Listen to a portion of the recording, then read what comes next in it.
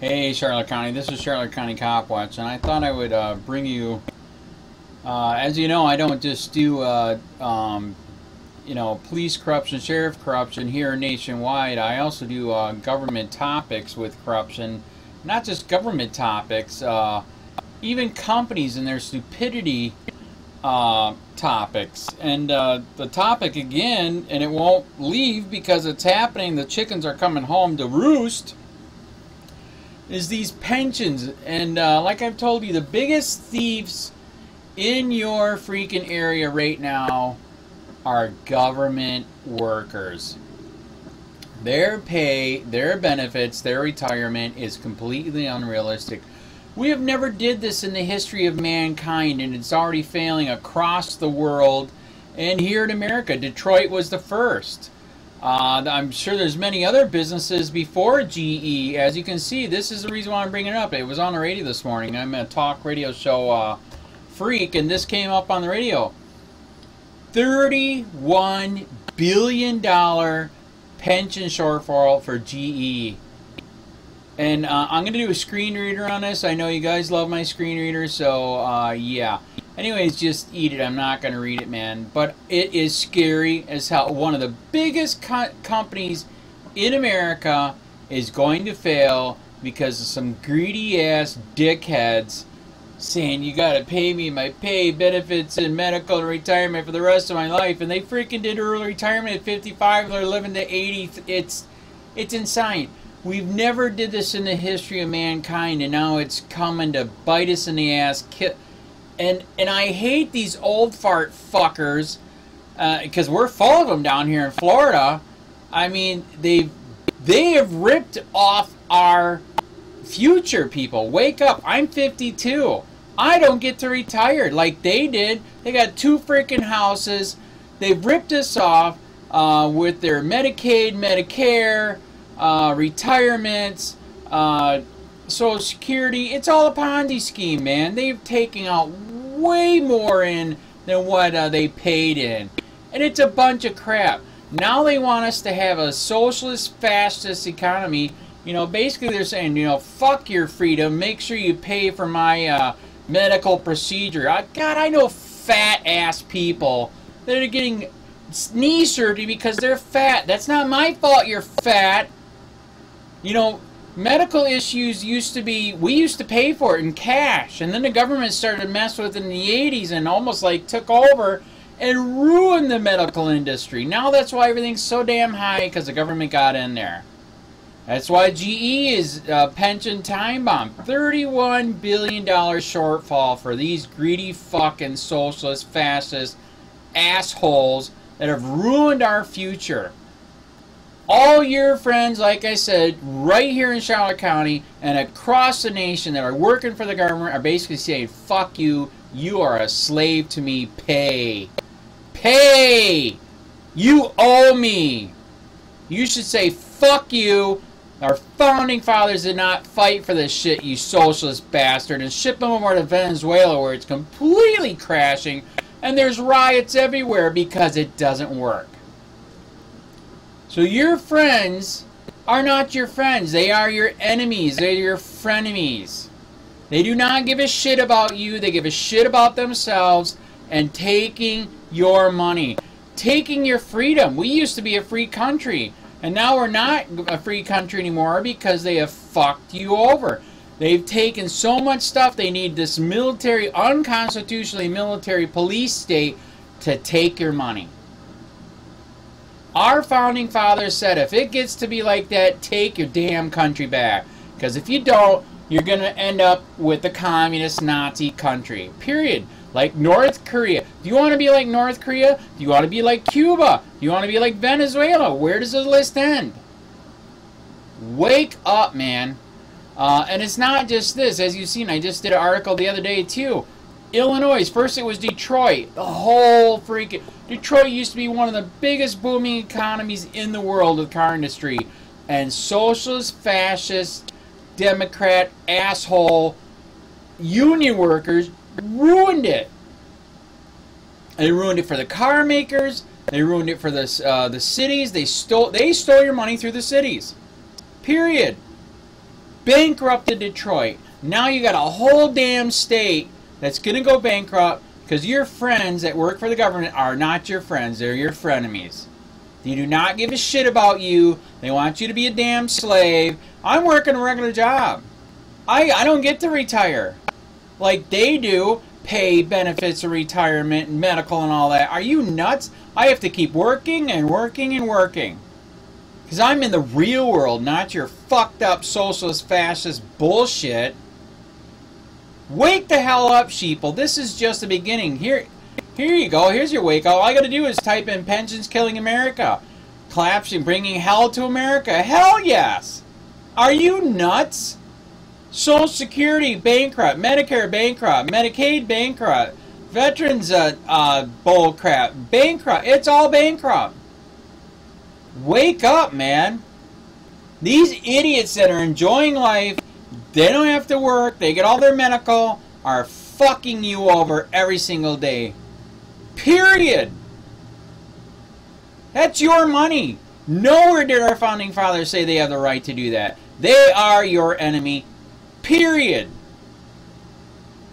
Damn it, man. I'm going to do 2 screen readers on there. Listen for yourself.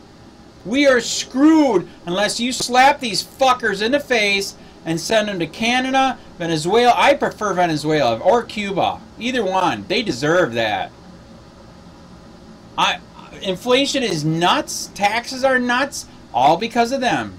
The police state is out of control because of them. They have to have the police state to get their money to keep living the way they're living. Wake up! You are not free.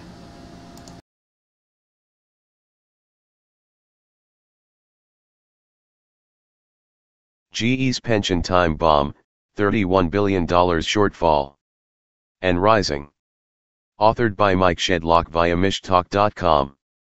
GE has the largest pension shortfall in the S&P 500. It's a $31 billion balance sheet hole that keeps growing.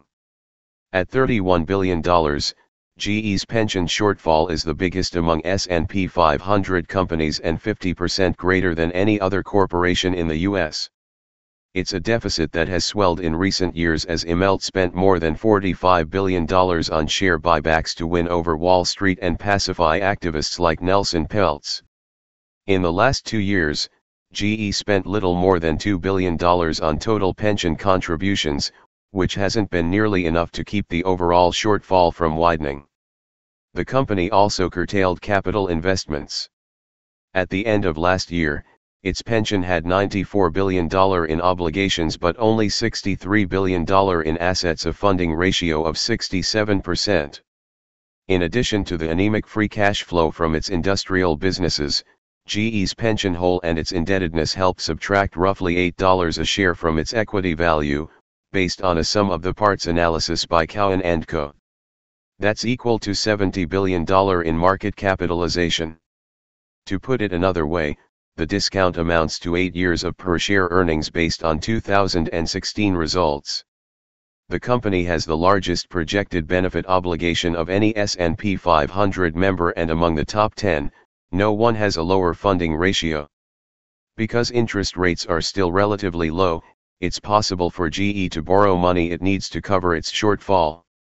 Verizon Communications Incorporated and FedEx Corp sold bonds this year to do just that.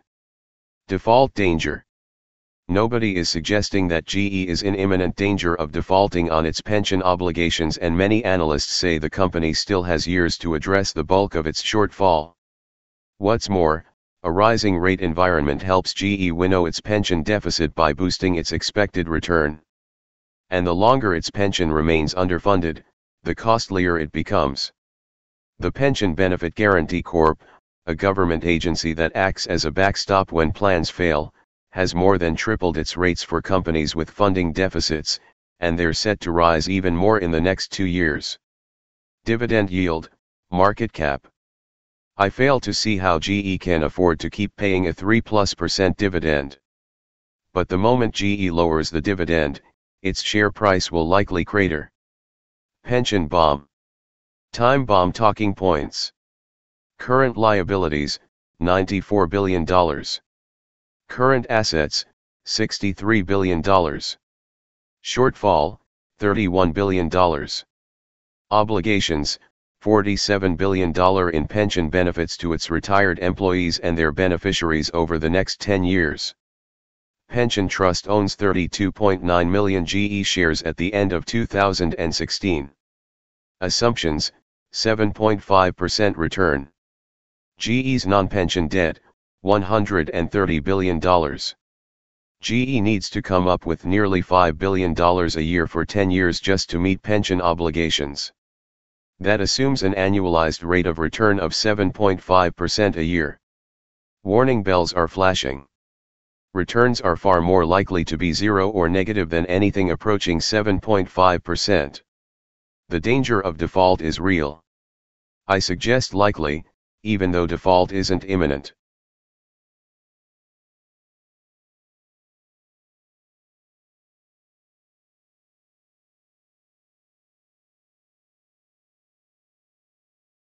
Could Illinois be the first state to go bankrupt?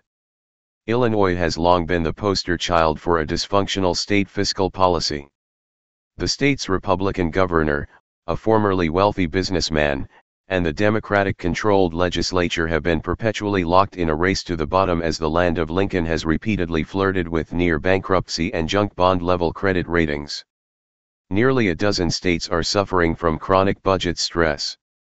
Last week, the state marked the second full year in which Governor Bruce Rauner and a combative Democratic legislature were unable to agree on a new operating budget. The state Senate the week before rejected a House-passed budget measure premised on a $7 billion revenue shortfall after Rauner threatened to veto it.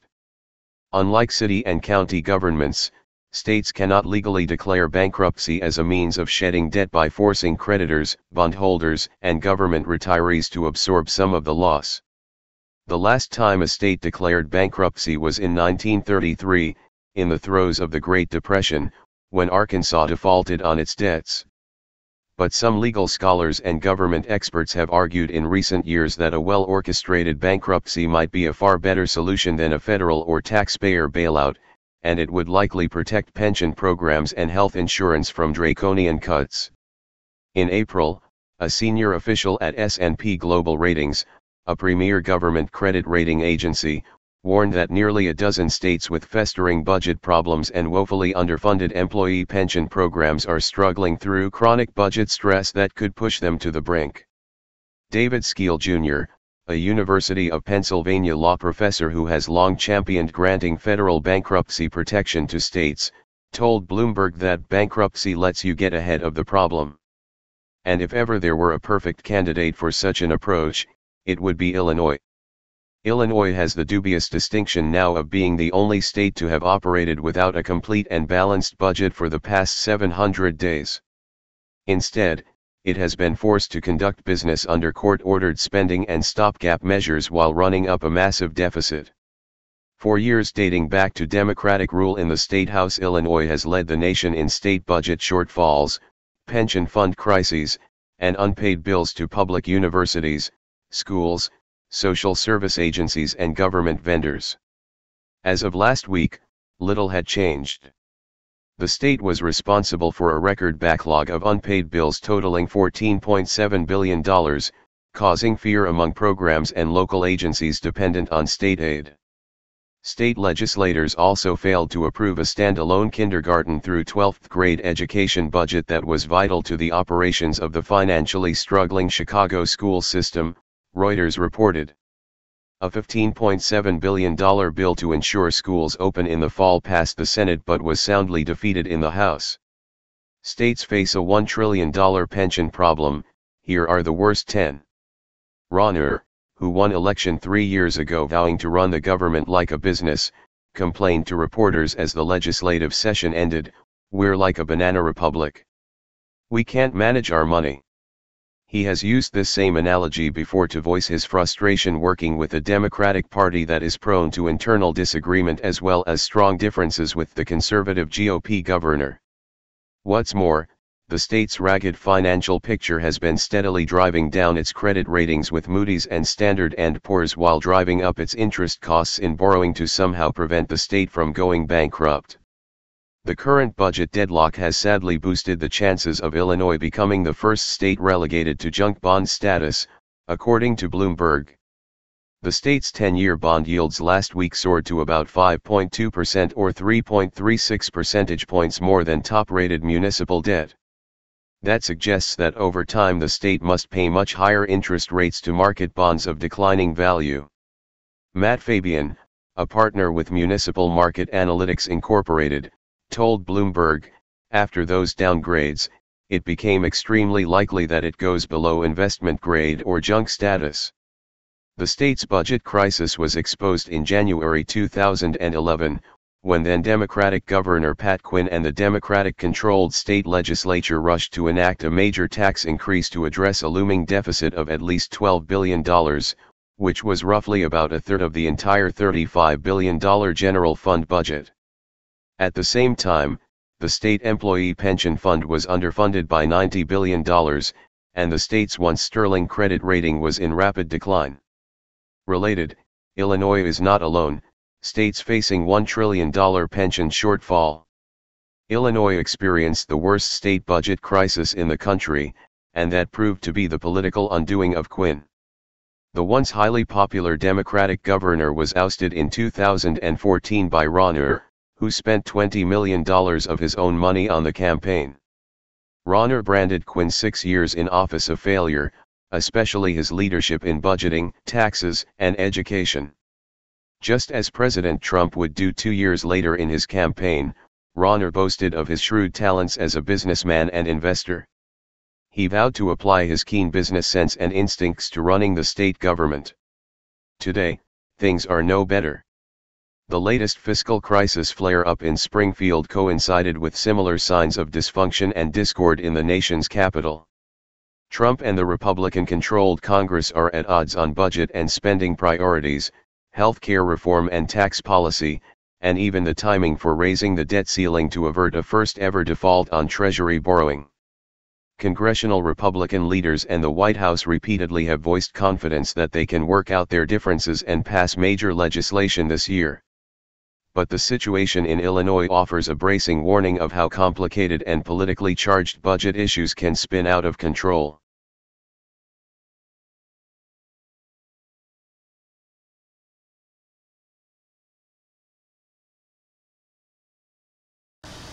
Hey Charlotte County, this is Charlotte County COPWATCH, and I wanted to explain what fair use is. You can use pieces of news articles if you're doing it for news reporting, you have commentary, and you're doing it for education purposes. So that's what fair use is, as you can see right here. Another reason why I wanted to make this video is to let you know I have just joined with Patreon. A nice thing with Patreon, I make no money on YouTube. They took the money away years ago, and so this is another way to give, and it's a nice thing too because you can give monthly. You can give $1, $5, $10, whatever. I do 4 to 5 hours a day on trying to wake the sheeple up on how corrupt it is and different ways that you can fight the corruption. So Patreon is a way that you can do it, and then of course the old way is still there. Donate to Charlotte County COPWATCH with PayPal or credit card. So keep that in mind. 4 to 5 hours a day. I make no money, but the corruption happened to me and I'm sick of it, so I'm trying to wake people up. But my wife would love it if if we could get some help out there. There's 47,000 subscribers. Just think if each one of you subscribers just gave let's say actually yes, $1 a month. 47,000 subscribers gave $1 a month.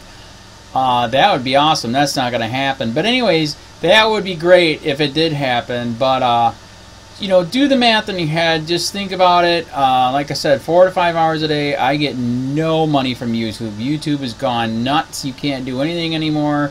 They're taking the money away everywhere. So these are a couple different ways that you can still help out with all this time that I put in. And as you know, I'm in a special situation where, at least I can do it. 4 to 5 hours a day. We have a cleaning company during the day. That's what allows me to do this, and we're debt free. So this is my hobby, I don't go fishing and all that other crap. I try to save the world.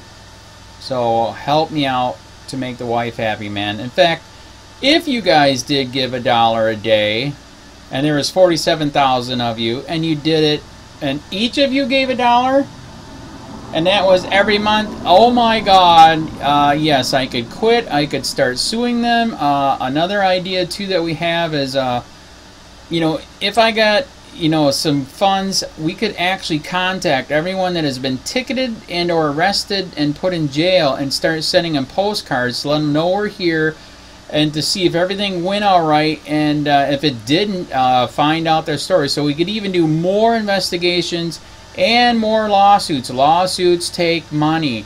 So just think about that. You know, 47,000 of you so far right now. You know, $1 a day. I mean, $1 a month on Patreon, or $5 a month Patreon, 10, 20, whatever. Just do the math in your head. Help out. This is a lot of work every single day. Thanks.